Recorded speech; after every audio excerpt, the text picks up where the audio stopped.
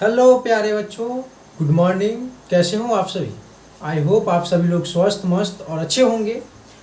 तो फाइनली आज वही इंतज़ार आ गया जो हम आपको बताए थे कि आपका न्यू बैच स्टार्ट होने वाला है। तो चलिए हम आज स्टार्ट करेंगे हिंदी से। हिंदी का सिलेबस क्या है, न्यू पैटर्न क्या रहेगा, जो 2026 वाले एग्ज़ाम देंगे बच्चे उसमें क्या पैटर्न रहने वाला है, सेम उसी प्रोसेस को आज जानेंगे। तो बिना समय गवाए डायरेक्ट हम मुद्दे पे बात करते हैं। तो चलिए सबसे पहले हम हिंदी सिलेबस की बात करते हैं 2026 में जो बच्चे एग्जाम देंगे उसके लिए। चलिए 2025 में तो जो गेस कराए थे वो पूरा टकराया था, 2026 में भी गेस कराया जाएगा और पूरा का पूरा टकराएगा। ठीक है, बस आप लोग इस चैनल से बने रहिए। चलिए तो हिंदी में टोटल मार्क्स 100 का रहता है एग्जाम। कितना मार्क्स का एग्जाम? 100 मार्क्स का रहता है। 100 मार्क्स में आपको 50% ऑब्जेक्टिव और 50% सब्जेक्टिव रहता है। 50% ऑब्जेक्टिव टोटल रहेगा 100। कितना रहेगा? टोटल 100 ऑब्जेक्टिव रहेगा, जिसमें से आपको अटेम्प्ट करना है 50। कितना अटेम्प्ट करना है? 50 अटेम्प्ट करना है। सब्जेक्टिव में भी ठीक इसी प्रकार 50 मार्क्स का अटेम्प्ट करना है। ठीक है, ऑब्जेक्टिव 50 अटेम्प्ट करने के बाद जो बचेगा वो सब्जेक्टिव है। ठीक है, 2 पार्ट में क्वेश्चन रहता है हिंदी का, ऑब्जेक्टिव और सब्जेक्टिव। सभी हिंदी में क्या, इंग्लिश में भी, फिजिक्स केमिस्ट्री बायोलॉजी सब में यही रहता है प्रोसेस। तो हिंदी की बात करते हैं तो आज तो इसमें 100 मार्क्स का रहता है एग्ज़ाम। ठीक है, इसमें न्यू पैटर्न बता रहे हैं, सेम इसी पैटर्न चलेगा। 50% ऑब्जेक्टिव और 50% सब्जेक्टिव। ठीक है, तो हम जानेंगे 50% ऑब्जेक्टिव में कौन कौन से टॉपिक से ऑब्जेक्टिव पूछे जाते हैं, सिलेबस क्या है इसका, तो आज वही जानेंगे। ठीक है, चलिए सबसे पहले हिंदी में देखो,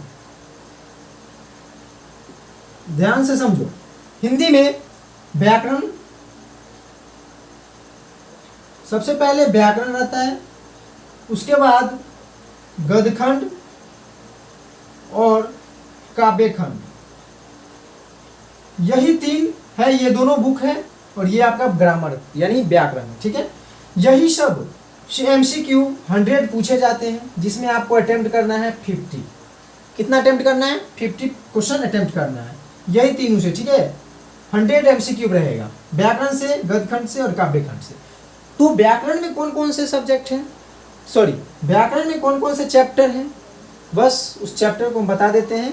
व्याकरण में कौन कौन से चैप्टर हैं, ठीक है, और गद्यखंड में कौन कौन से चैप्टर हैं और काव्यखंड में कौन कौन से चैप्टर हैं। तो आप सभी बच्चे ध्यान देंगे और शुरू से लास्ट तक बने रहेंगे। ठीक है, चलिए हम बताते हैं सबसे पहले व्याकरण में। व्याकरण में क्या क्या होता है वही हम आपको पहले बताते हैं। ठीक है, चलिए व्याकरण की बात करते हैं हम पहले। 2 पार्ट में 12th का रहता है। ठीक है, हिंदी 2 पार्ट में है, पहला व्याकरण और दूसरा बुक रहता है। तो पहले हम व्याकरण का बता देते हैं, व्याकरण में क्या क्या पढ़ना है, हम आपको क्या क्या पढ़ाएंगे। देखो एग्जाम में जितना पूछता है बस उतना ही पढ़ाएंगे, उससे ज़्यादा नहीं पढ़ाएंगे। क्यों? क्योंकि आपको ज़्यादा दिमाग में रहने वाला नहीं है। ठीक है, ये सब पढ़ाने के बाद सबसे पहले आपको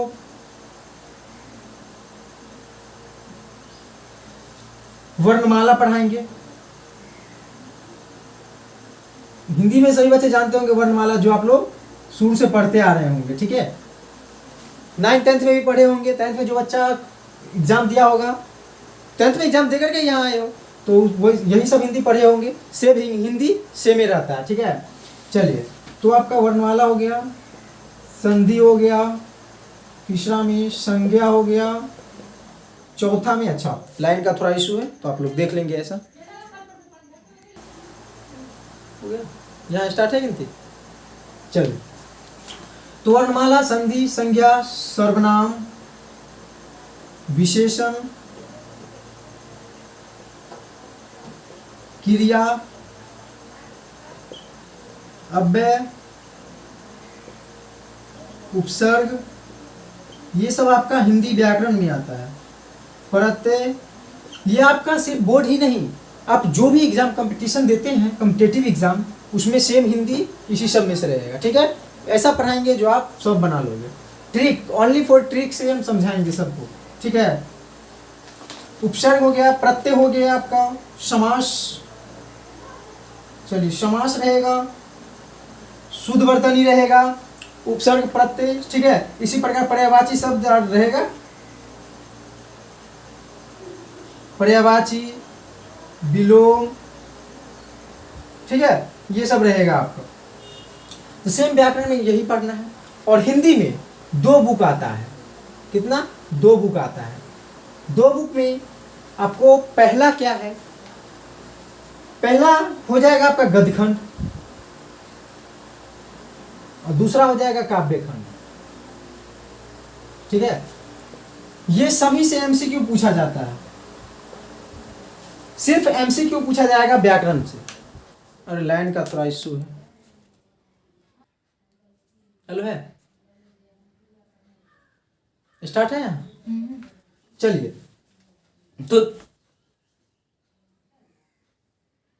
ठीक है, चलिए, तो हो गया। तो गद्य खंड में आपका कौन कौन से चैप्टर है, तो गद्य खंड में पहला चैप्टर है बातचीत, ठीक है। दूसरा चैप्टर है आपका उसने कहा था, सभी चैप्टर का नाम लिखते चलिए। तीसरा है संपूर्ण क्रांति, देखिए इसमें टोटल 21 चैप्टर है, 2 बुक मिला करके 21 चैप्टर। एक में 13 है, सॉरी इंग्लिश में है 21 चैप्टर, हिंदी में 13 चैप्टर है गद्यखंड में। चौथा में हो जाएगा संपूर्ण क्रांति के बाद अर्धनारीश्वर, दिख रहा है। पांचवा हो जाएगा रोज, जिसका लेखक अज्ञे है। ये सब का रचनाकार ट्रिक से हम बताएंगे। ये सब का बातचीत किसने लिखा है, तो बालकृष्ण भट्ट, उसने कहा था चंद्रधर शर्मा गुलेरी। संपूर्ण क्रांति जयप्रकाश नारायण, अर्धनारीश्वर, ये सब ट्रिक से हम बता देंगे, ठीक है। अभी फिलहाल सिर्फ सिलेबस जान लो क्या क्या है। तो आपको इसमें भी गद्य खंड और काव्य खंड से भी एमसीक्यू ही पूछा जाता है। चैप्टर का नाम हम अलग से पीडीएफ डाल देंगे, आप लोग देख लीजिएगा। आप लोग study with Suresh telegram join कर लो, study with Suresh telegram join कर लो। अगर टेलीग्राम नहीं तो टेलीग्राम डाउनलोड करके, ठीक है, ज्वाइन कर लेना, उस पर हम ये डाल देंगे पीडीएफ। तो हम इसमें बताना क्या चाह रहे हैं, ये इससे भी एमसीक्यू भी पूछा जाता है और शॉर्ट क्वेश्चन लॉन्ग क्वेश्चन भी रहता है। तो बस बुक से ही शॉर्ट क्वेश्चन और लॉन्ग क्वेश्चन पूछा जाता है, गद्य खंड और काव्य खंड से। ग्रामर से शॉर्ट क्वेश्चन या लॉन्ग क्वेश्चन नहीं आपका पूछा जाएगा, सिर्फ एमसीक्यू रहेगा। तो इसमें हिंदी में ये सब भी रहता है ना, देखो जैसे बुक की बात करें तो ऑब्जेक्टिव में यही सब रहेगा, और सब्जेक्टिव की बात करें तो देखो सब्जेक्टिव कहाँ से रहता है, क्या सब रहता है। चलिए ये सब का जीवनी सारांश जो है ना, वो सब ट्रिक के माध्यम से समझा देंगे आपको।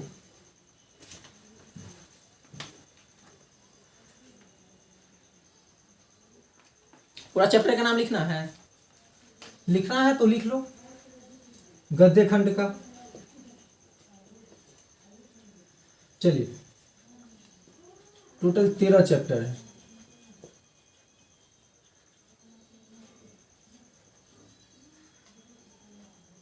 ठीक है। चलिए जब तक आप लोग इसको नोट कीजिए।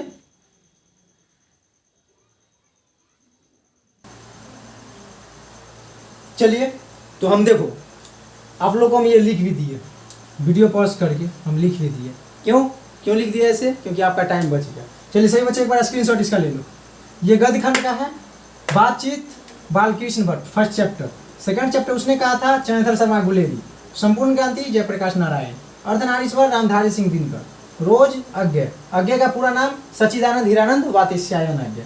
एक लेख एक पत्र भगत सिंह। ओ सदानिया जगदीश चंद्र माथुर। सिपाही की मां मोहन राकेश। प्रगीत एवं समाज नामवर्ष। जूठन ओम प्रकाश वाल्मीकि। हस्तवे मेरा अकेलापन मल्लियस। तिरेक्ष जयप्रकाश। शिक्षा जय कृष्णमूर्ति। ठीक है, ये 13 चैप्टर है। 13 चैप्टर का रचना लिख दिए, यानी इसका लेखक सबका लिख दिए। बातचीत का लेखक बालकृष्ण भट्ट। एग्जाम में रहेगा आपको, ठीक है, सारांश रचना ये सब हम आपको अलग से स्पेशल क्लास बनाएंगे, जिसमें आपको सिर्फ ट्रिक, ओनली फॉर ट्रिक के माध्यम से हम रचना का याद कराएंगे, बताएंगे। जैसे एक काव्य खंड का है, एक ट्रिक है, कर पदे पदे छक तो करवक मलिक मोहम्मद, मतलब क्या, करवक मलिक मोहम्मद जैसी द्वारा लिखा गया है। ठीक है, इसी प्रकार सारा ट्रिक है, गाना के माध्यम से आपको ट्रिक हम बताएंगे और अच्छा से आप लोगों को याद करने में मदद होगा। ठीक है, तो चलिए ये सब हम बता दिए, आप लोग एक बार स्क्रीनशॉट ले लीजिए इसका, फिर से ले लिए, आई होप आप लोग ले लिए होंगे। तो चलिए हम अब इसका बताते हैं कि संक्षेपण, ये सब ट्रिक अभी नहीं बताएंगे बट बताते हैं, उसका ट्रिक आता है। संक्षेपण हो गया, आवेदन पत्र, ये सब का हम ट्रिक बताएंगे, ट्रिक के माध्यम से आपको सारा बनाना रहेगा। ठीक है, फॉर्मेट ट्रिक देंगे आपको।